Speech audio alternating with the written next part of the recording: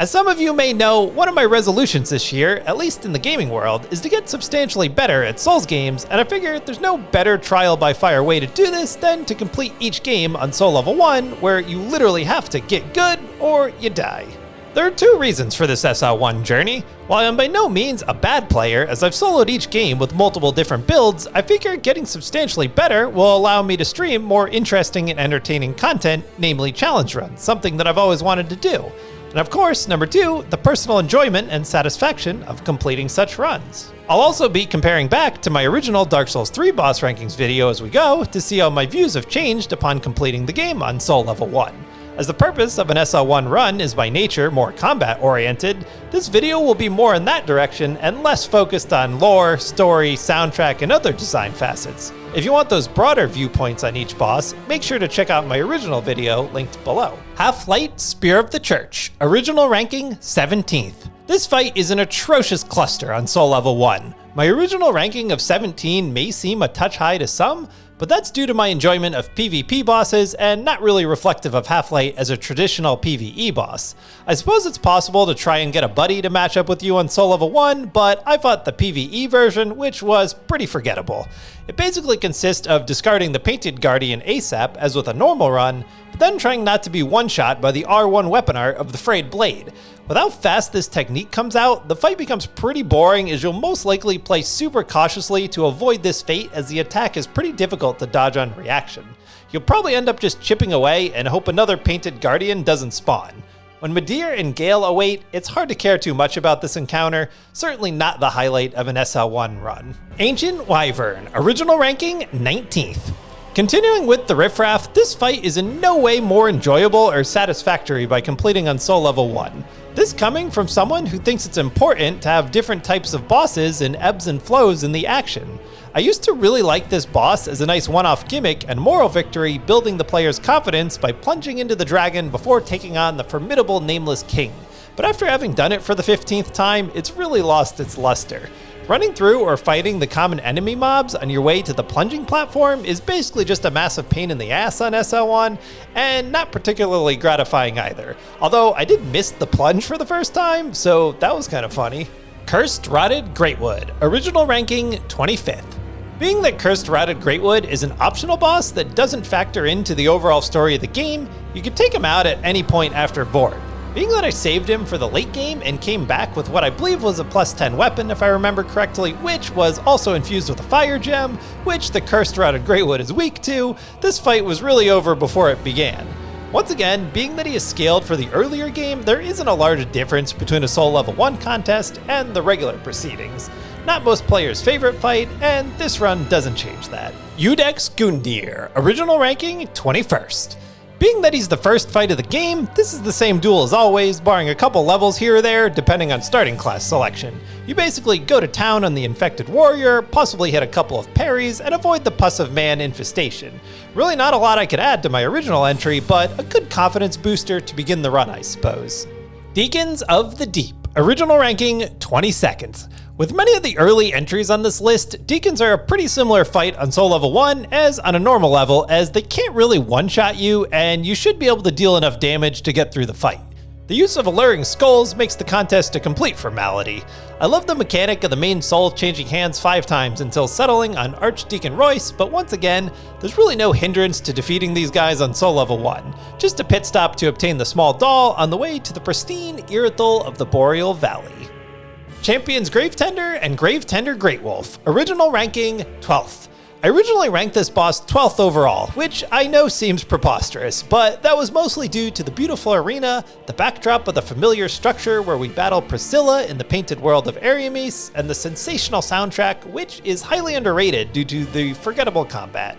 Gameplay-wise, there's really not much to this fight on Soul Level 1, as the wolf is a generic version of Sif, or in retrospect, the Red Wolf of Radagon without the cool magic. Not to mention, the NPC is a complete pushover. By this time in your Soul Level 1 run, you'll have gotten pretty good, so this one kind of felt like running an errand for completion's sake.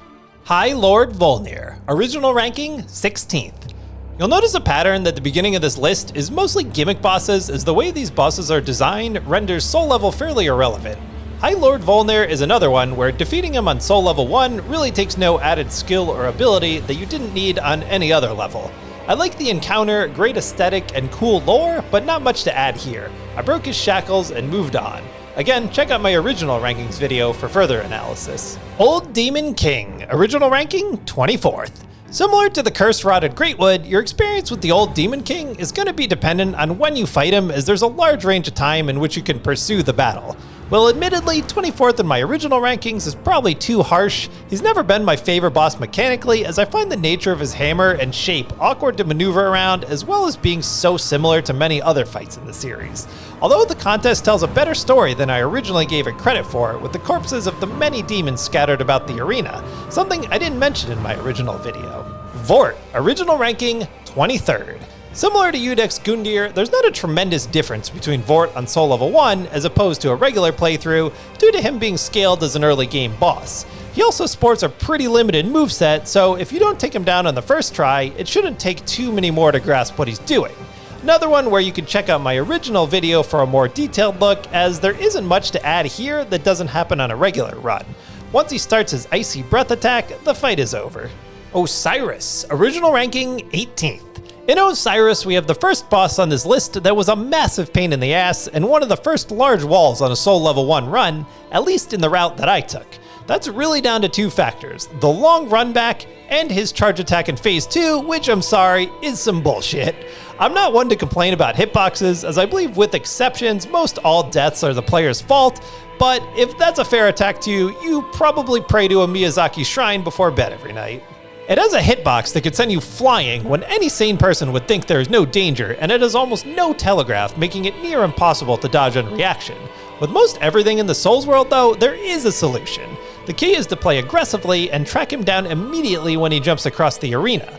I found luck staying beside him, but with a small gap due to the weird hitbox on his charge and being ready to dodge his spinning tail attack. A boss with good lore to him, but a very frustrating fight combat-wise, although he's ranked this high as he is one of the more satisfying bosses to conquer on Soul Level 1, albeit more in a relieving way than anything. Crystal Sage, original ranking 20th. This is an interesting one, as I've always thought of Crystal Sage as a total pushover, and even said in my original video that it would be more fun had he been scaled higher. There are plenty of bosses I struggle with that others say are a breeze, but as it turns out, Crystal Sage has a bit of a split opinion in terms of his difficulty. As with a few Dark Souls 3 bosses, difficulty is going to be skewed depending on your ability to parry, as you can deal a massive chunk of damage to the Crystal Sage after landing one, and when done at the right time, you could essentially bypass his second phase. I guess this slightly defeats the purpose of the run, but not a fight I'm going to lose any sleep over, a fun early game challenge for a Soul Level 1 run. Storm the Giant, original ranking 14th. As with most gimmick bosses, this is a fight that is essentially the same regardless of what level your character is, as the Storm Ruler's damage to Yorm isn't altered by your soul level. Being a huge fan of Demon Souls, I'll always be a fan of a good Storm Ruler fight no matter how many times they bring it back, which is why I also think Rykard is fantastic. Yorm's hulking figure chasing you down in the seat of the treasure room of the profaned capital is still one of the coolest sights in the game, and a nice little break on your Soul Level 1 journey. Aldrich, Devourer of Gods, original ranking 9th. For some inexplicable reason, I named this fight's location as the best boss arena in Dark Souls 3. Nonetheless, somewhere around this spot in the pack is probably about right for Aldrich, as he provides a unique challenge, not quite being a beast or a humanoid. He's not one of the elite best of the best, but isn't bad by any means either. I was surprised at the ease at which Aldrich went down, although I'm sure having a plus 10 weapon helped. Maybe at some point I'll have to attempt a Soul Level 1 plus 0 weapon run. I've always been able to avoid his arrow barrage with good regularity, and it was actually the AoE of his underground dive that got me on a few occasions. With a well-upgraded weapon, he doesn't pose as big of a threat as you may think, as you'll be able to heal through most mistakes, with the exception of the aforementioned arrow barrage, underground dive AoE, and large purple soul spear. An excellent fight, especially when accounting for the lore, but not quite cream of the crop. On Tif Sullivan, original ranking 7th. This is a really weird one to rank as a Soul Level 1 fight, as the way I fought him, I bypassed the majority of his attacks through parrying and critical damage, having obtained the Hornet's Ring early. While it's possible, it's not likely you'll have the Hornet's Ring, which boosts critical damage on a first run, as new players probably aren't going to fight the Dancer and Champion Kundir before going through Irithyll of the Boreal Valley. Anyways, defeating him consists of simply parrying at the top of the stairs, as his opening attack is always the same. Then you just need to hit one more parry, preferably on his more telegraphed overhead swing of his right sword, then R1 spam for the win. I'm going to go through and fight him again without parrying, as this method sort of defeats my whole intent of the run, which was to fully understand each boss's moveset. Either way, still one of the best bosses in Dark Souls 3. Abyss Watchers, original ranking 3rd. Although a classic fight, especially due to the lore connections with the legendary Artorias, this fight actually loses quite a bit of luster on replays, as it's much easier than you may originally think, especially Phase 2, which essentially just consists of baiting out the jumping spinning slash for an easy backstab. That being said, it's a really nice early confidence booster and still has an epic soundtrack and excellent cutscenes. In Phase 1, you get in shots where you can and pretty much just let them fight each other. This is one that I originally loved and still do, but upon getting good, have to bump down a few slots in favor of more well-rounded, complex fights. Dragon Slayer Armor, original ranking 11th. This fight is the perfect example of how well-tuned and balanced this boss is when facing him on Soul Level 1. He has enough attacks to keep the player on his toes, but not so many that the fight becomes frustrating. Some may criticize him as being an example of a press roll at the right time boss, but I found mastering this one to be one of the most enjoyable fights on my Soul Level 1 journey. You still have to be aware of the butterfly attacks, but they really aren't a big deal if you listen to the sound cues. A fight that with practice isn't as difficult as you may think, and certainly one of the best action duels in the run. Champion Kundir, original ranking 10th. The ease in which you take down this majestic warrior is going to be heavily dependent on how good you are at parrying. If you're good at parrying, this fight will be a breeze even on Soul Level 1. If parrying isn't your strong suit, this fight is going to be quite a bit more difficult, especially into the latter part of the fight, as he moves in a pretty continuous attack chain that can be tough to continuously dodge. This is a fight that was tailor-made for fighting purists that just want a straight up mano-y-mano, and none of that, and this is obviously in quotes, magic bullshit. In all seriousness, this is one of the best fights in the game and one of the most satisfying to conquer at Soul Level 1. Dancer of the Boreal Valley, original ranking 13th. This was my first major wall during the run where I realized, okay, this is what Soul Level 1 is, and I definitely gained a huge amount of respect for this boss here. I fought her quite early in the run in order to access Lothar Castle and snag invaluable Titanite chunks, as well as continuing down past Osiris and Kundir for the Hornet Ring, something that paid dividends later on.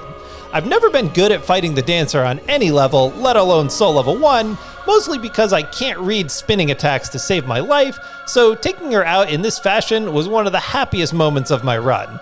The fight was a prime example of why I did an SL1 run in the first place. Before this encounter, I really had no grasp onto how to properly fight this boss other than just being OP, but now I have a real feel for when to dodge and when to attack. Definitely one of the highlights of the run for sure.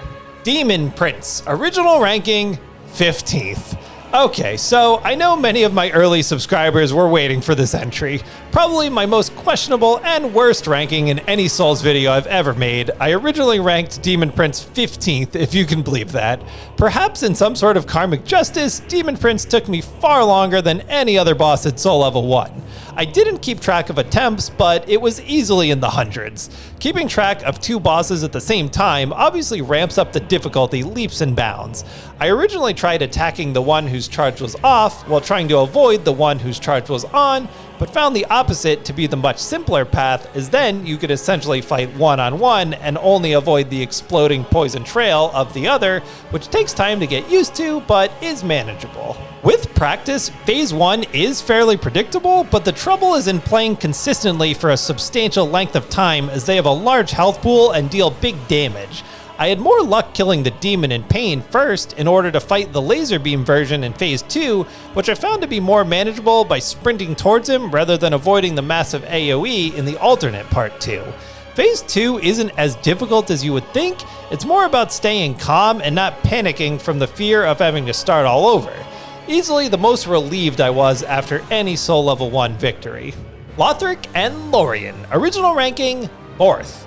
I know Dark Souls 3 sometimes gets accused of being a roll simulator or a game of press circle at the right time, but damn, if this isn't one of the most satisfying fights to roll dodge Lorien's rhythmic slashing, especially adding in the wrinkle of his teleportation.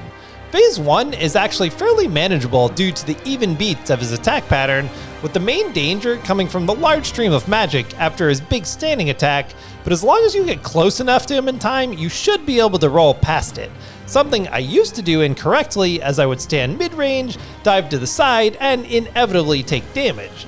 Phase 2 is very similar to Phase 1, plus Lothric's magic, with the main key being to avoid spam rolling away from Lothric's magic, because this can get you easily roll caught by Lorien's sword.